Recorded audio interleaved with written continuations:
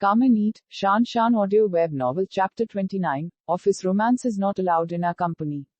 Miss Zhu continually does not come up for lunch, so President Feng Tang's mood is not very good.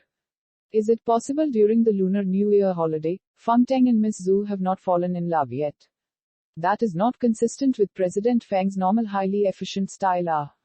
At Monday's board meeting, Senior Assistant Fang maintains his elite senior assistant appearance, listening to the shareholders' representatives talking endlessly without getting to the point, but his mind is a million miles away. Sure enough, after the meeting, he is called to the president's office. Sitting behind a black desk, Feng Tang thinks for a long time and asks, "Office romance is not allowed in our company." Senior Assistant Fang calmly replies, "It seems there is such saying. Why, I do not know about this rule. Probably the erroneous message has been incorrectly spread around." Senior Assistant Fang understandingly says, "I will find the right opportunity to clarify." No need. While his fingers are tapping on the desk, Feng Tang expressionlessly says, "Keep one's mind wholly on one's work is more in line with the company's interest."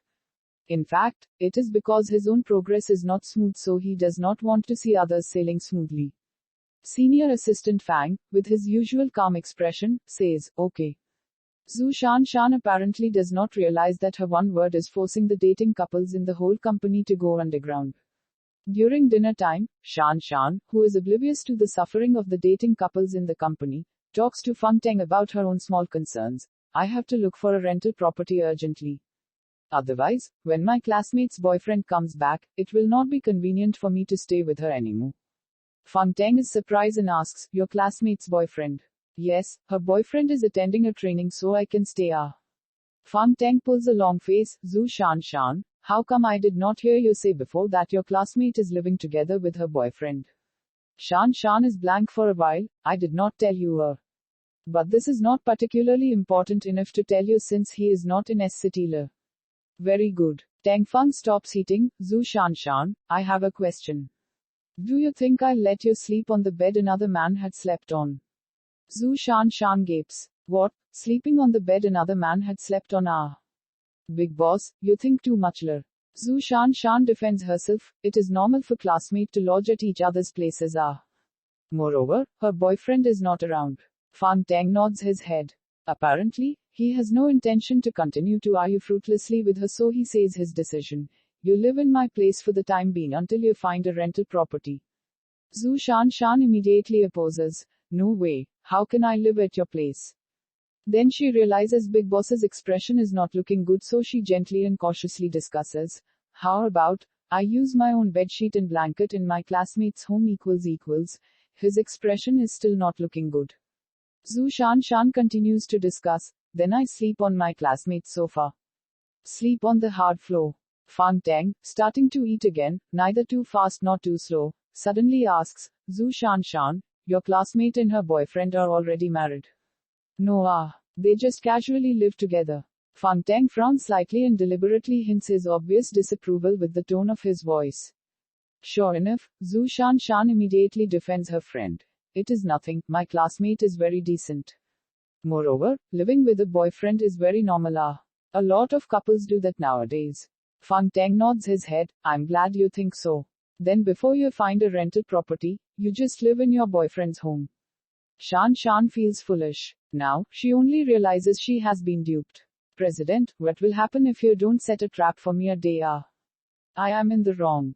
I guarantee I will find a rental property within 3 days. I don't want to move around." Shan clasps her hands and shows her pleading eyes. "One day." Feng Tang's face turns cold. "If you cannot find one tomorrow, you move into my place." Shan keeps nodding her head. "Then, it is tomorrow. Tomorrow after tomorrow. Too many tomorrows." Shan wipes the sweat from her forehead. "Firstly gets over today, then only think later. After dinner, as usual, Feng Tang sends her to the downstairs of her classmate's place. Shan fears he will renege, hastily says goodbye and runs upstairs. Feng Tang is sitting in the car and watching her go upstairs. Then he takes out his mobile phone and calls his personal financial advisor. Shan feels very strange. She has just registered with an agent to rent a property. Surprisingly, she immediately receives a call from a landlord. "Is it Miss Zhu?" "Yes, who are you?" "Hello, Miss Zhu. My surname is Jing. You can call me Xiao Jing." Are you looking for a rental property? I happen to have a property for rent. The conditions are in line with your requirements. How do you know my mobile number? I saw it online. But I did not register online. You did. There is a short period of silence and the other side replies firmly. Really? Shan feels uncertain. Could it be that the agent has so quickly posted my requirements and information online? But shouldn't the agent be contacting me? Oh, actually I stole a glance of your mobile number from your agent. The other side does not want to dwell on this issue anymore and quickly asks, when do you have time to inspect the property? Shan hesitates and says, I have time now. In order to find a rental property, she took a day off from work. That's very good as I also have free time now. How about I drive over and pick you up to inspect the property? This is a swindle. Shan is not saying anything further and decisively hangs up the phone. Not long after, Fangteng calls and asks about the progress in her rental property hunting. Shan tells him everything that has happened. Do you think he is a swindler? I don't think so. Fangteng looks at his paperwork while saying, how about you give that person's mobile number to me and I get Xiao Zhang to drive you there? Yes, I will tell him I have given his mobile number to a friend. Thus, no need to trouble driver Xiao Zhang. I will hang around the neighborhood security guard. I can send your text messages anytime. Shan's plan is arranged in details. Wait. I will send that person's number to you first.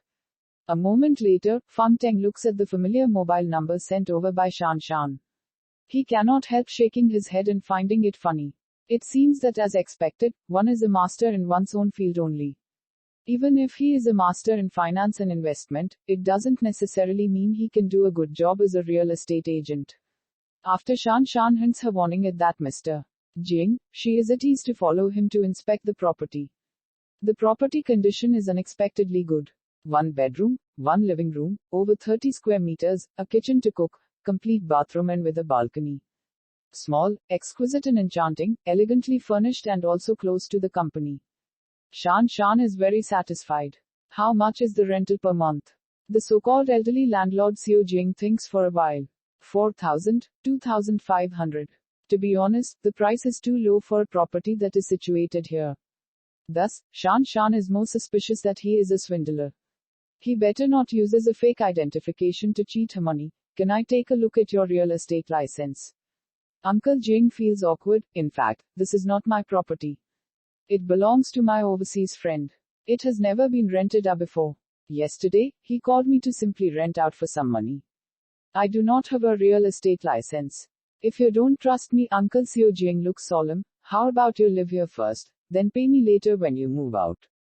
Shan is stunned. In the end, Shan still signs a contract with him and pays 2 months' rent in advance. He is so nice. No matter how untrustworthy, yet Shan still feels sorry for inconveniencing him. After the landlord leaves, Shan rolls around the apartment. The more she looks, the more satisfied she feels, so she takes out her mobile phone to call Fangteng. Fangteng, I have just rented the apartment. Very beautiful but not expensive, and it is very close to the company. After you finish work, come and help me move. She goes so far as to dare to use him to move things. Fangteng hangs up the phone and his face darkens slightly. Half an hour later, Fangteng calls Linda to go in to give her the finalized documents to distribute. What other arrangements have been made today? Linda looks at the itinerary arrangement. There is no more. Fangteng nods his head, presses the turn off button and gets up. Linda, who is holding the documents, asks, President wants to get off work early today. Yes, moving home. Linda follows him out of the office, and she is a little confused. She has not heard that President wants to move again. Could it be that he wants to move to a higher level luxury residence? Otherwise, why is his expression so joyful?